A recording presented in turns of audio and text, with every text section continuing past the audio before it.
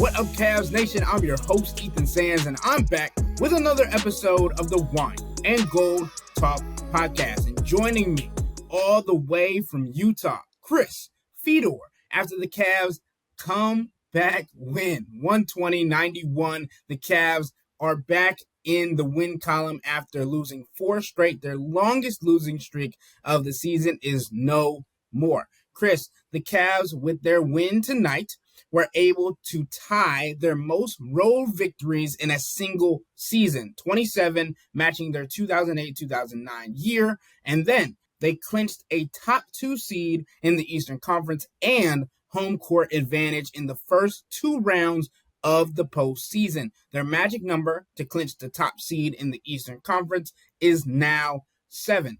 I know this game from the beginning was very weird. The first half was not a good one from the Cleveland Cavaliers. The second half was much different. Let's break it down by the first half. What did you see? And we'll get into what changed in the second half in just a little bit. They couldn't shoot. I mean, that's the thing that stood out to me in the first half. It seemed like they were executing the way that they wanted to offensively. The ball was moving. The ball was finding the right people. DeAndre Hunter, Max Strus, Donovan Mitchell shot an air ball. Darius Garland shot an air ball. I mean, it was weird from the standpoint of the Cavs' shot making just was not there to the level that it's been throughout the course of the season. It is very, very difficult to look good on the offensive end of the floor when you're shooting 38% from the field and 12% from three-point range. It's going to make it look ugly. It's going to make it look like you're not executing properly. It's going to make it look like you don't have energy and you're disjointed and discombobulated and stuff like that. And there were like some decision-making things mixed in there, and there were some defensive breakdown things mixed in there, and a lack of attention to detail on the defensive end of the floor, and some of the stuff that Kenny Atkinson has been preaching over the last week and a half about following a specific scouting report and trusting your teammate on defense and the mental breakdowns and stuff like that. Those things were apparent too. But the biggest thing that I saw in the first half was the Cavs couldn't make shots. They were running the offense the way that they wanted to run it. They had good looks from 3-point range. They just weren't making those shots. Beyond that, Darius Garland, Donovan Mitchell, they weren't great in terms of efficiency. But, as much as we have seen throughout the course of this losing streak, a lot of glaring problems that said that their process was a little bit flawed. I didn't see that in the first half against Utah. I just saw a team that was playing basically at noon, their time. That's what their body clock had it as. That was playing the 4th game of a long road trip toward the end of a hellish march that just, they weren't making shots. And sometimes that happens. And for them, despite the fact that they were so bad in terms of finishing possessions by making these shots, they still somehow, thanks to the Jazz being terrible and a tanking team, they still went into the halftime locker room feeling pretty good about themselves, because they just said to themselves, hey, if we shoot the way that we normally shoot, if this thing evens out the way that it probably should, if we continue to get the same looks that we got in the first half, the law of averages says that we're going to make those in the second half. And guess what happened in the second half? They started making those. Chris, I think that's exactly what came to mind for me when it comes to the shooting efficiency, is that, one, the Cavs were shooting just as bad, if not worse, than the Utah Jazz in that first half when it comes to especially 3-point shooting. And we've talked about this at an abundance. They're the best 3-point percentage shooting team in the NBA coming into tonight's matchup. They shot 12% from deep in the first half with 25 attempts.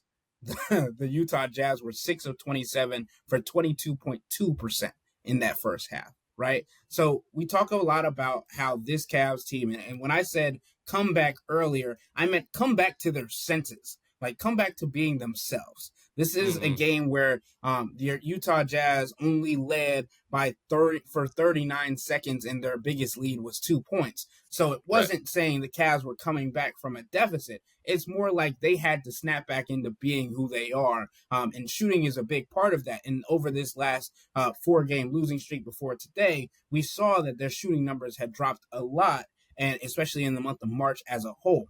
The biggest thing when we talk about the switch, not only in the shooting efficiency into the second half, which is funny because we talked all of the beginning of the season, like they can't keep getting away with this. They're shooting over their heads. This is crazy. This is nuts. And then they kept doing it. And then they kind of come back into March, and we've talked about it. Chris, you mentioned it as a hellish March month of the schedule.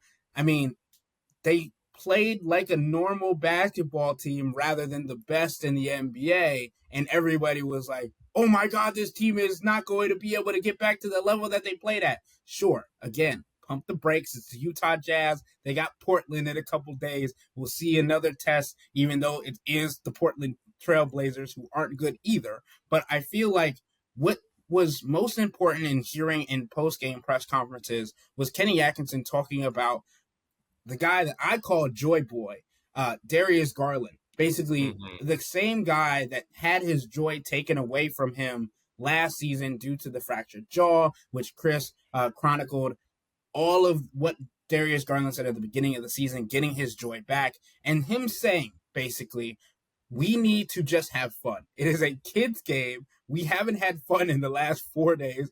And Chris, I'm going to let you get into the pregame notions that you have based on what happened before the game with the one practice day that they had. But it feels like they have been trying to get back to that fun element, get back into the team that they are, which is surrounded by joy, the power of friendship, you might say. But Chris, what led to Darius saying this, and what led to the team being able to get back into the joy of playing a kids game and having that kind of fun on the floor? I think my biggest takeaway, Ethan, was the fact that the Cavs understand who they are, and they understand what they've already accomplished to this point. They are the best team in the Eastern Conference. They have the best record in the Eastern Conference. They have the second best record in the entire NBA. Overreacting to a bad week of basketball for that team that has accomplished that, that would show a level of fragility that they haven't shown throughout the course of this year. That would show a level of vulnerability that I would think would be problematic for them going into the postseason. So to me, the thing that stood out, and look, this was the Jazz, and everybody knows Utah sucks.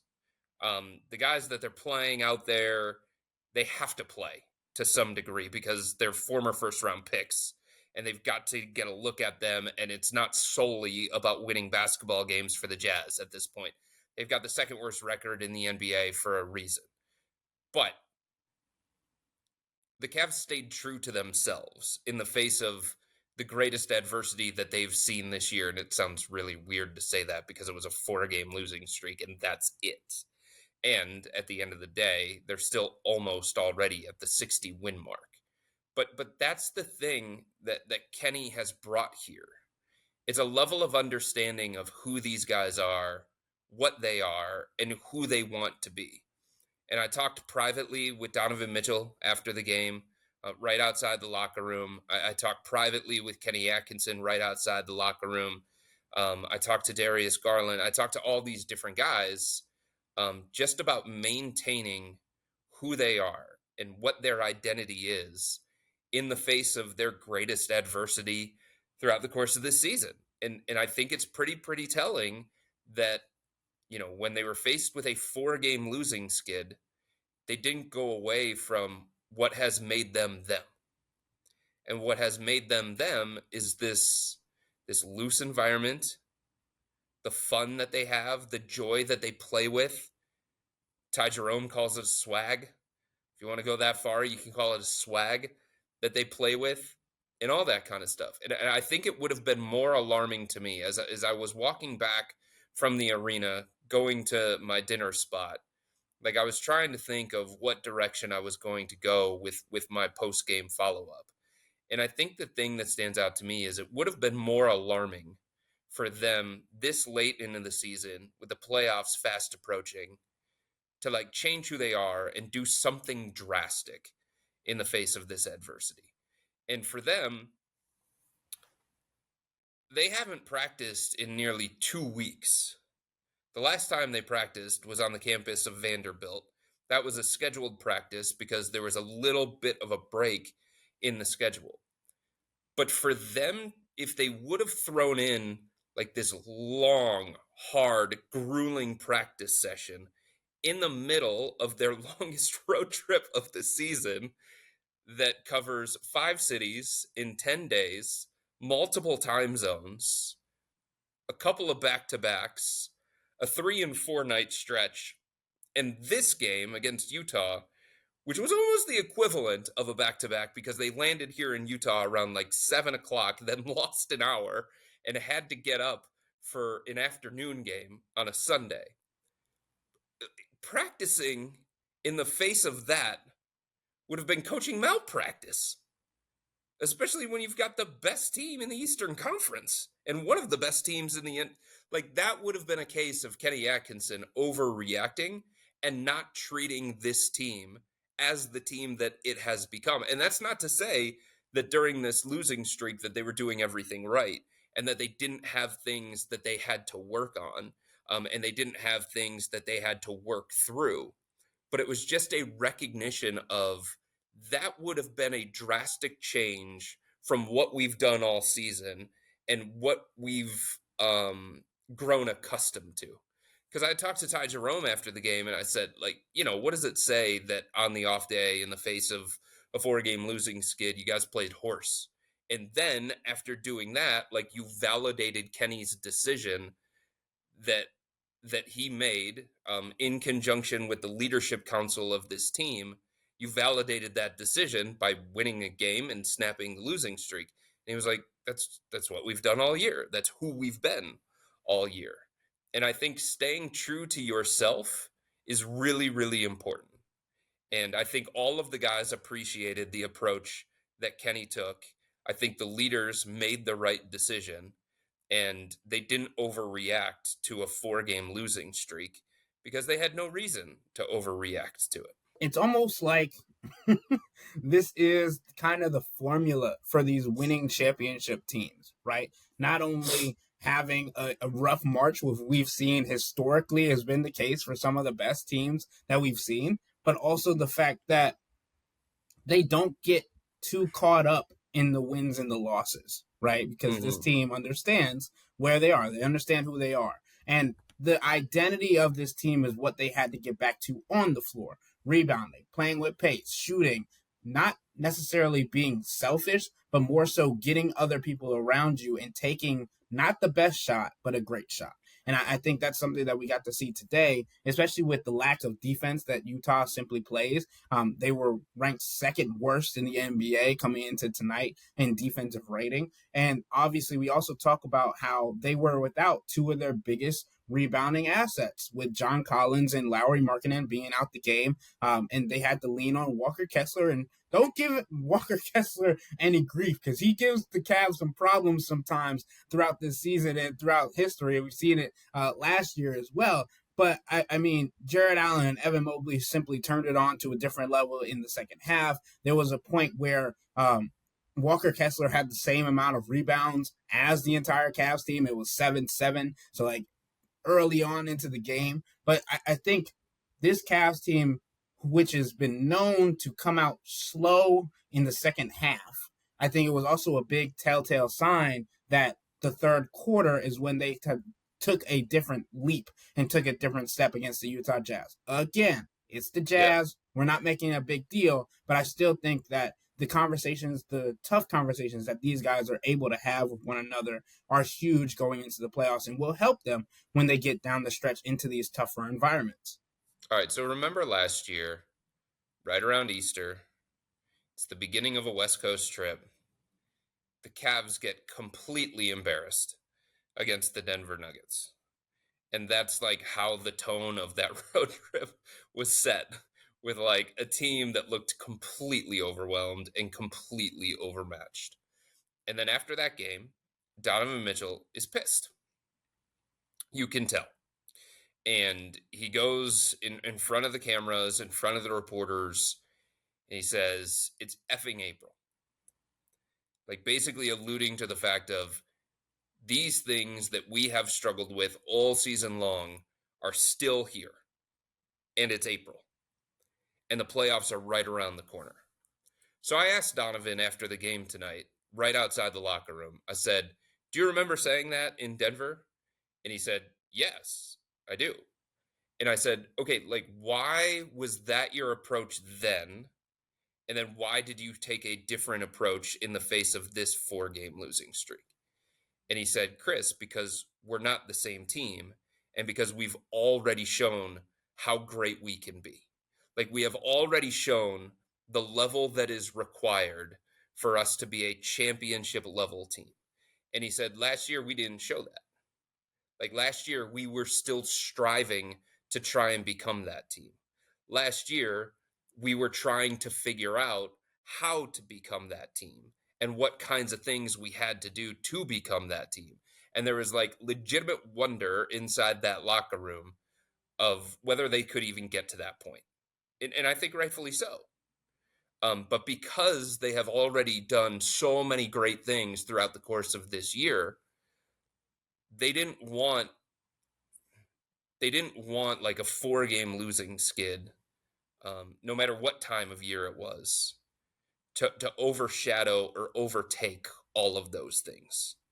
And that's what Donovan was saying to me after the game tonight. Is he said it was a very, very different situation last year, and I feel like I needed to set a different kind of tone, especially after that game against Denver, that the way that we were playing consistently throughout the course of the year just wasn't going to be good enough, and we had to do different things in order to become a different caliber team, and that never happened. The Cavs never got to that point, but he already feels like they showed that so far this year, that they've already um, taken steps to become that. They're already putting in these championship habits, and they have this playoff focus, and all that kind of stuff. And I think with him saying it that kind of way, it really, really resonated with me. And I think at some point, Kenny Atkinson recognized, and I think people have to recognize, that even though this team hasn't won a championship, and even though, there are legitimate questions about can they beat Boston in a 7-game series, this is a championship level team, and they deserve to be treated and looked at as such because they have proven that over the course of this season. And looking at them a different kind of way simply because of a 4-game losing streak would have been ridiculous. To piggyback off of that, I noticed the other day, or I think it was yesterday, that Draymond Green somehow has jumped Evan Mobley in some Defensive Player of the Year odds. And I understand that the Cavs defense, whether you want to look at January, whether you want to look at March, has been questionable. And yes, we did talk about Evan Mobley getting attacked in some of the matchups earlier into this road trip with the Clippers, with Sacramento. But the difference is not everybody has a DeMar DeRozan. Not everybody has a Kawhi Leonard. Not everybody has a James Harden, right? And the funniest part to me is that I know you're not thinking this way, Chris, but there are clearly people, clearly statistics that are pointing towards Draymond Green jumping Evan Mobley in this conversation over a 4-game stretch, whatever you want to call it. When Well, hold on. that's Hold what on. that's what the numbers are saying. That's what the numbers But, are saying. but it hasn't been a 5-game stretch. It hasn't. It's been a level that Draymond has played to throughout the course of the season, and it's become more magnified at this point in time because Golden State has been one of the best teams in the NBA over the last month or so, because Golden State's defensive rating has maintained itself in the top 10. So it's like Draymond was doing these things, and Draymond was making a huge impact defensively, and his defensive numbers have been great all season long. His impact metrics on the defensive end of the floor have been great all season long. So it's not just like Draymond has become this caliber defender over the last 16, 17 games. He's been that. It's just like the level that Golden State has played to has increased. The level that their defense has played to has increased. And that is giving him more of a platform. And it's also showing a level of consistency. And his impact on that is something that you can't debate. Like if you have a significant impact and you're playing extremely well defensively on a team that is borderline lottery, you're not going to get the same level of recognition, and you shouldn't, because there are legitimate questions about how are you impacting winning? How much are you really impacting that defensive end of the floor if it's not leading to wins and stuff like that? So with Draymond maintaining the same level that he has all season long and Golden State catching up to that, it just puts him in a different kind of light. I'm not saying that he should be in front of Evan at this point in time, but throughout the course of the season, like there are impact metrics that say Draymond has been one of the best defenders from game one all the way to now. And now you have the team stats that help back that up as well. The team stats that I'm looking at currently, the Cavs are eighth in defensive rating, 111.4. Golden State is seventh, 111.2. Yep. And then when you look at obviously, these are not the only statistics that we're talking about, but Evan Mobley has a defensive rating 107.7, and Draymond Green has a defensive rating of 109.3. And again, I'm not saying that Draymond Green isn't a great defender, is not an impactful defender. I'm saying that because the Cavs have played to a lower standard, I don't think that should negate all of what Evan Mobley has done over the previous 60 games, right? So we're talking about Evan Mobley, who's played in a significant amount of games this season, 63, starting in 52, right? But Draymond's only played 57. 55 game starts, I believe. But what I'm saying is that Evan Mobley's defensive status shouldn't change as much as it feels like it had, or Draymond shouldn't have jumped as much as it feel like he did just because of a 5-game stretch for the Cavs or a month-long stretch for the Cavs when the majority of the season, even though they've continuously been in the top 10 of the defensive team, I just think it might be a little much to say that Draymond is coming to take that spot in a season where it feels like Evan Mobley has been in the conversation for the majority of the year, while Draymond has jumped into that conversation in like the last, say, month. The other thing that I wanted to touch on when it comes to this conversation is the actuality of how the Cavs have played over the last month, right? But we've touched on the statistics. We've touched on the numbers when it comes to the shooting efficiency, shooting percentages. And Darius Garland and Donovan Mitchell have admitted that they needed to be better. And it felt like they had that opportunity as a prime for today's game against the Utah Jazz. But they played decent. I don't think it's to the standard that they would have wanted either. Donovan Mitchell finished with 16 points. He was 5 of 13 from the field, 38.5%. Darius had 12 points. He was 4 of 13 from the field. Donovan was 0 of 5 from deep. Darius was 2 of 8 from deep. The biggest thing when it comes to the game today, which I was surprised by, was Darius's rebounding. He had 7 rebounds in tonight's contest. And they also both had 4 assists apiece. Darius had 2 turnovers and Donovan had 1 turnover. But when you talk about these two guys who are obviously the head of the snake for this team in the offensive pushers, runners, all these things, I think you would want to see them, especially against a lackluster defense in the Utah Jazz, play to a higher standard, play to a higher level, even if it means taking more shots or taking more opportunities that are given to them. But what I did like is that when they figured out that it wasn't their night, they did get off the ball and allowed for the teammates around them to do their thing. Jared Allen took 11 shots. That's not usual for him. He had 18 points. DeAndre Hunter had 10 shots. He had 15 points.